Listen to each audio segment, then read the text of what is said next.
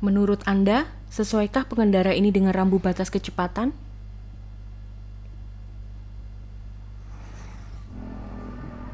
Bagaimana dengan yang ini?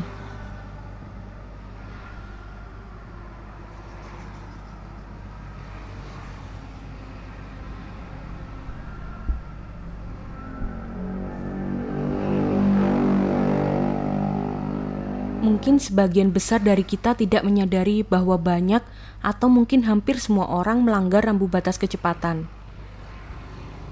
Studi ITDP Indonesia menyatakan kurang dari 4% kendaraan yang sesuai dengan rambu batas kecepatan di Jalan Sudirman, Jakarta. Meskipun bisa jadi salah satu faktor, kita tidak akan membahas penempatan rambu yang tidak niat ini. Jika Anda mengira kita tidak taat karena pendidikan yang rendah, Anda salah. Di Amerika dan Kanada juga banyak pelanggar batas kecepatan. Jadi, masalah utama bukan pada tingkat pendidikan ya. Daniel Kahneman dalam bukunya Thinking Fast and Slow menjelaskan cara kerja otak manusia dibagi menjadi dua sistem. Sistem satu adalah berpikir cepat, berdasarkan intuisi, respon terhadap lingkungan, dan tidak harus secara sadar, sehingga hanya menggunakan sedikit energi. Sistem 2 adalah lambat, logis, berguna di kondisi yang kompleks, dilakukan dengan konsentrasi sehingga menguras lebih banyak energi.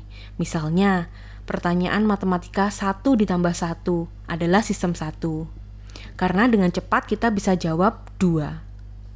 Sedangkan sistem 2 misalnya, hitung 147 dikali 18 tanpa kalkulator. Tunggu, saya ambilkan kertas. A few moments later. Oke, mari kita cek. 1 ditambah 1 mudah dan bisa kita jawab cepat. Tidak perlu berpikir keras. Itulah sistem 1. Sedangkan 147 dikali 18 memaksa saya untuk berkonsentrasi dan memakan banyak waktu. Itulah sistem 2. Menurut Anda, mengemudi termasuk sistem yang mana? Keterampilan mengemudi biasanya sudah dikuasai, sehingga kita tidak lagi selalu memikirkan seberapa gas diinjak atau menghitung berapa derajat kemudi diputar untuk melewati tikungan tertentu. Kita juga bisa mengemudi sambil ngobrol, minum air, atau makan camilan. Termasuk soal kecepatan, kita tidak setiap saat mengecek kecepatan di speedometer. Bahkan, mungkin ada yang pernah mengalami, mau ke mall malah tanpa sadar ke arah kantor. Dari sini jelas bahwa mengemudi adalah aktivitas sistem 1. Hanya sedikit bagian dari mengemudi yang masuk sistem 2, misalnya memarkir mobil. Begitulah manusia diciptakan, mengotomasi suatu keterampilan supaya kita lebih efisien sehingga mampu beradaptasi dengan lebih baik. Tidak mungkin jika kita memaksa mengemudi harus selalu menjadi aktivitas sistem 2. Mengemudi akan sangat melelahkan. Ada sih orang hebat yang mampu mengemudi dalam konsentrasi tinggi dan lama. Namanya pembalap F1. Tentu saja kita tidak akan mau berlatih keras seperti pembalap F1 hanya karena mau ke mall atau bekerja. Setelah kita tahu bahwa mengemudi adalah sistem 1, artinya selama mengemudi kita akan merespon lingkungan, dalam hal ini desain jalan. Ini adalah 80 km per jam di jalan tol. Sedangkan ini adalah 40 km per jam di jalan pemukiman.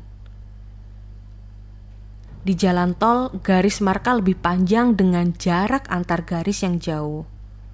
Di sebelah kanan kiri tidak ada apa-apa selain pembatas, dengan lampu pantul yang jarak antar lampu juga jauh. Cukup sederhana, hanya ada pembatas dan lampu pantul, tidak kompleks. Ini menyebabkan perlu waktu lebih lama untuk melewati tiap garis dan tiap lampu pantul, menyebabkan kita merasa lambat, padahal ini 80 km per jam. Lajur yang sangat lebar ini juga menyebabkan kita merasa lebih leluasa mengemudi dengan kecepatan yang tinggi. Sedangkan di jalan pemukiman, lajur lebih sempit dan banyak pohon atau rumah di pinggir jalan. Garis marka juga pendek-pendek dan dekat, lebih kompleks. Sehingga hanya dengan 40 km per jam kita sudah melewati banyak garis atau pohon, membuat persepsi bahwa kita dalam kecepatan cukup tinggi. Padahal ya cuma 40 km per jam. Dengan pengertian psikologis kita tentang kondisi jalan, kita jadi paham permasalahan mendasar dari rambu batas kecepatan. Kita melanggar bukan karena kurang pendidikan, tapi begitulah otak kita merespon desain jalan itu sendiri. Orang akan mengemudi dengan kecepatan yang rasanya sesuai dengan jalan yang dilalui. Jalan yang lebih sempit dan punya kompleksitas secara otomatis melambatkan pengemudi. Jalan yang lebar dan kompleksitasnya rendah membuat 80 km per jam berasa seperti siput. Sehingga orang-orang ini memutuskan untuk balapan di tol.